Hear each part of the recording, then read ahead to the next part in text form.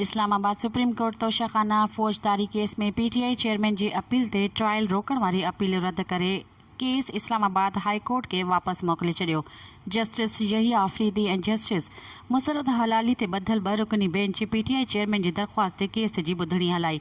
इमरान ख़ान बि अदालत में पेश थियो। अदालत दलील ॿुधण बाद ट्रायल रोकण जी इस्तदा रद्द करे Toshakhana case Islamabad high court में मोकिले छॾियो। वाज़े रहे त Islamabad high court Toshakhana case ॿुधण जोॻो हुअण वारो मामिलो वापसि ट्रायल कोर्ट खे मोकिलियो हो।